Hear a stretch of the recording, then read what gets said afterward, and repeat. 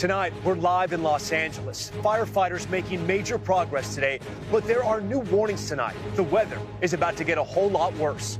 The massive aerial assault over Los Angeles, firefighters using everything they have. We're on the ground with crews as water is dropped from above. There's a helicopter in the air. It's going to attack it from above. How they were able to slow the fires today. Now the city bracing for another round of dangerously strong winds. Firefighters from all over North America flooding in to help. Our teams covering all of it, including the new warnings about drones interfering with firefighting planes. New images after one was damaged. The FBI now on the case. Long lines as desperate families wait hours and hours hoping to get in to see their homes. We're able to show one family that their house is still standing. I can't thank you enough. Special counsel's report on President-elect Trump set to be released are reporting on what's in it. And faith after the fires, the family singing hymns where their home once stood and the congregation welcomed into a new home. This is NBC Nightly News with Hallie Jackson. And good evening. I'm Tom Yamas, in for Hallie tonight. We are live here in Los Angeles, surrounded, as you can see, by the destruction from the Palisades fire. This right here used to be a 3-story office building, and you can see what's left of it now. Absolutely nothing. But we are coming on the air tonight with a note of cautious optimism and a new warning. Firefighters have made major gains in their battle to slow this fire, but the winds here are set to whip up again to extremely dangerous levels. A flood of resources are now pouring into the city. Firefighters from Mexico and Canada desperately needed equipment as well. And that war from above is ramping up. This was the scene throughout the day. Look at this, one aircraft after another, dumping water and fire retardant on the fires below. The governor's saying they're flying as many planes as air traffic controllers will allow. Officials also saying they expect the list of dead and missing to grow. Entire neighborhoods here still sealed off. These are the long lines of cars, packed with residents desperate to get back to see if their house survived. And police say there are too many possible looters infiltrating the evacuation zones, including some dressed as firefighters. We are covering it all tonight, but we begin with those firefighters on the front lines. Tonight, a glimmer of hope as crews make slow progress containing some of the massive fires burning in Los Angeles. It is sad. This entire block here is wiped out. The Eaton fire, now 27% contained, but the other big fire, the Palisades, only 11%. This massive Palisades fire is still spreading. Today, a big push as the dangerous winds pick up again. The battle involving crews on the ground. Flames were right across the street from homes. We traveled with CAL FIRE to the top of Temescal Canyon, where they stopped the Palisades fire from burning Encino and Calabasas. The burn scar, massive, but proof progress is being made. Today is the first day that everything is looking really good. We're not out of the woods yet. And we saw that firsthand. So this hot spot just popped up just behind us. You can see the flames there rising. The good news is there's a helicopter in the air. It's going to attack it from above. Choppers with long line buckets carrying hundreds of gallons of water.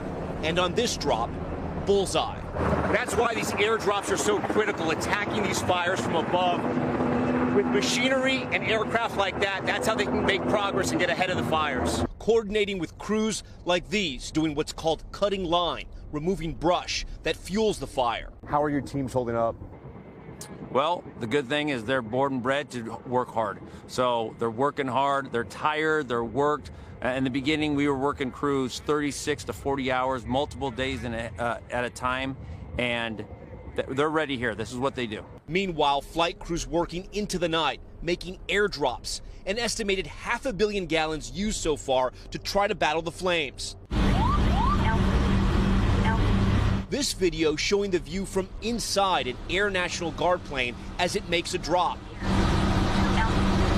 Warnings blaring in the cockpit as it flies low to hit its target. But these critical efforts are being hampered by unauthorized drones in those flight areas. The FBI says there have been dozens of such incidents so far, and they're actively tracking who's flying them. We have equipment that can detect the drones in the air, but also we work backwards to identify the actual operator. These new photos from the FBI show the damage to this Canadian Super Scooper on Thursday. A hole punched in the wing by a drone. This plane is now grounded. The Super Scooper and that technique is our #1 tool to fight wildfires like this. And when folks fly drones, personally owned drones, in temporary flight restricted areas, that hampers those abilities significantly. The FBI has recovered pieces of the drone and their investigation is ongoing. As this wildfire battle is an international effort, fire crews arriving from Mexico on Saturday, joining other teams from Canada and 9 western states, from Oregon to Texas. We've got the resources. In an interview with NBC News, California Governor Gavin Newsom telling our Jacob Soboroff there are now 14,000 firefighters battling these fires, and now nearly 2,500 National Guard troops providing logistical support and security. As residents grapple with what they've lost, the community stepping up to fill in the gap. Thank you so much. Here at the famed Santa Anita racetrack in Arcadia, a marathon drive overnight collecting much-needed supplies like clothing, shoes, and bottled water and dispersing them to residents. It's just amazing seeing the support and how the community just comes together. And a happy conclusion to a story we told you about earlier this week. How do I get to my house? Casey Colvin losing his dogs in the fires on Tuesday. First responders were able to rescue one of them, but the other, Oreo, still missing. Tika, tika, tika. That is, until today, Casey, overcome with emotion as he was reunited with Oreo. How's the fire? Oh, honey! Oh, honey! Just one reunion giving so many others hope tonight. I do want to bring in now meteorologist Melissa McGee from our NBC Los Angeles station. Melissa, thank you for being here. We're already feeling the wind tonight. Talk to us about how bad it's going to get. Well, Tom, we've got another round of Santa Ana winds that arrives as we get into Monday through Wednesday, with the peak intensity arriving Monday night into Tuesday. Some of the highest wind gusts across our mountain communities, ranging anywhere from 50 to 70 miles per hour. You get those classic Santa Ana winds racing through the mountains, coming through the canyons and passes, drying out the atmosphere and dropping the humidity, so the red flag warning stays up. And explain to our viewers why firefighters are so worried about those winds. Well, you know, Tom, with our last event, we had hurricane-force winds across much of Southern California, and we were seeing some of those embers flying more than a mile. The good news with this event, it's not anticipated to be that strong, but with the drop in the humidity and the conditions firefighters are facing, it's going to make new or existing fires spread rapidly, which will be a challenge for firefighters. All right, Melissa McGee from KMBC here. Tremendous coverage throughout all of this. We thank you. Thank you. And some 150,000 people are under evacuation orders. Many still have no idea if their house is even still standing. Ellison Barber was with residents today, desperately trying to get back in to find out. Do I just wait here or what? You can if you like.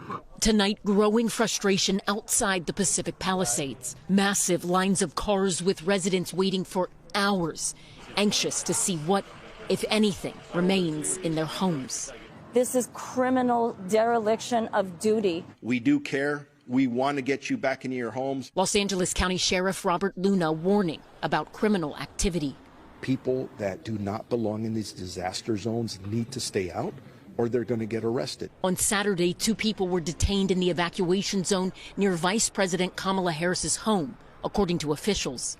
LA Fire Chief Kristen Crowley adding that it is too dangerous for many residents to go home. There are still active fires that are burning within the Palisades area, making it extremely, extremely dangerous for the public. There's no power, there's no water, there's broken gas lines, and we have unstable structures. Tell me your first, last name. We met Shannon DeGrooms when she walked up to talk to police. Her family waiting since 4 a.m. We're just hopeful to get a couple minutes to grab some things and then get out of town. She was with her fiancé, Shay Burns, and Shay's 81-year-old mother, Judy McElroy, trying to get back to their Pacific Palisades home. We don't have any answers, and there's a lot of different information, which is why I'm posted up here. Shannon couldn't get in. She told us about something she forgot to take. My aunt passed away recently, and she left me a small diamond. And I was saving to be able to afford to make it into a new ring. I asked for her address, hoping that if we passed her house while we were reporting, we might be able to help. A couple of hours later, we saw it. Amazingly, it's still standing, because if you look around just across the street, their neighbors, not nearly as lucky. They told us, too, the door was unlocked because they had to evacuate so quickly. You can smell in here, it smells of smoke. I texted asking if she needed us to get stuff.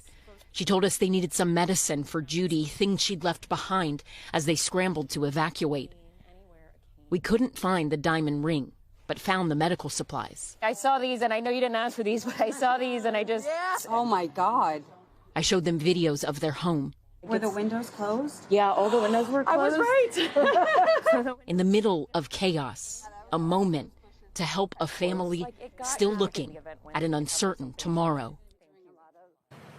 Ellison, some powerful reporting there. Are officials offering any updates on when residents can see their homes? You know, Tom, yesterday we did see and we spoke to residents who had been escorted by police up into their homes. But today, officers on scene, they were telling residents that their guidance comes from the fire department. Fire officials are saying right now they cannot let residents back up into the evacuated areas because it is not safe, especially, they say, as those winds are picking back up. Tom? And as the winds are picking up tonight here, we'll have much more from Los Angeles. We're back with a potentially explosive report into President Trump's actions surrounding the 2020 election. The special counsel's final report into that about to be made public. Here's Aaron Gilchrist. The resignation of special counsel Jack Smith made public over the weekend. But before he quit his post, he left behind a detailed report, including the findings of his investigation into President Trump's alleged interference in the 2020 election. That report now in the hands of Attorney General Merrick Garland, who intends to release it. Smith's investigation spanned 2 years and included interviews with hundreds of witnesses, including former Vice President Mike Pence.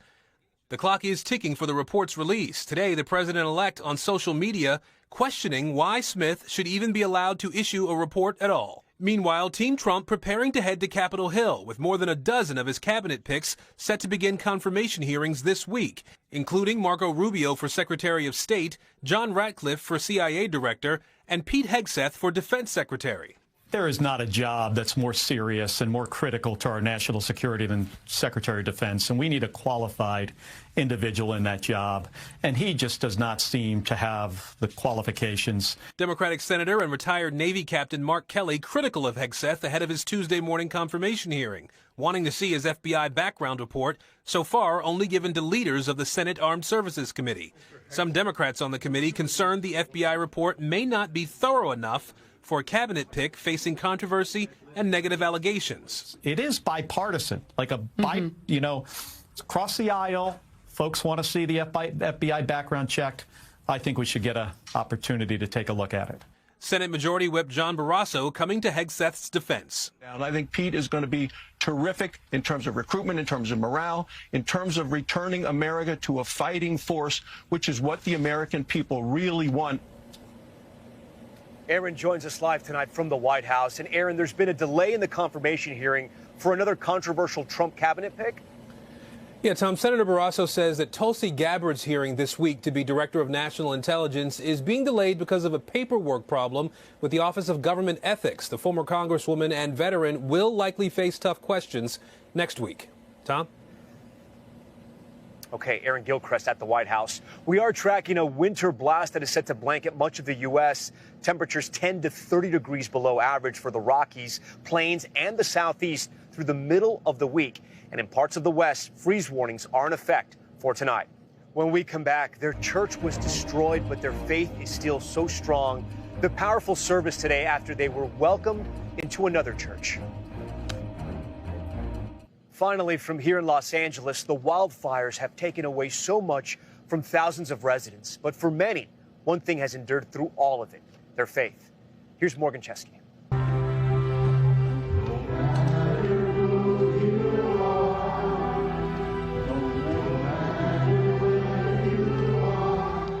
Amid scenes causing unimaginable pain, Sunday, the unmistakable sound of praise. Give him all your years of pain. LA's Montebello Congregational Church, welcoming new faces in a dark time. Overwhelming. Pastor Paul Tellstrom still processing how Altadena's community church fell to the flames in minutes. 19 members of our church lost their homes, so it's an unusual sense of camaraderie. And with nowhere else to go, his congregation was invited here. We welcome our friends from Altadena. Reverend Mitchell Young offering support to a longtime friend.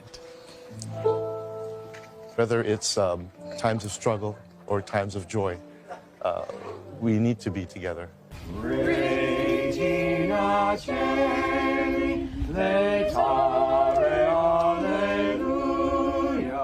The Halpin family singing hymns amongst the ruins of where their home once stood. Among the items salvaged, a small statue of the Virgin Mary. For the Altadena church family, the first step forward, presenting their beloved pastor with new clergy stoles, symbols of renewal and hope after the fire took his. What do you want them leaving the service today knowing? Don't give up. Church is not a building. We are the church. It will rise from the ashes once again. Come and fill your land. Morgan Chesky, NBC News, Los Angeles. And if you want to help, we have a list of organizations you can donate to. That's on NBCnews.com, or you can scan the QR code on your screen right now. That's NBC Nightly News for this Sunday. I'm Tom Llamas. For all of us here at NBC News, good night. And stay right here on NBC. The NFL playoff game is coming up.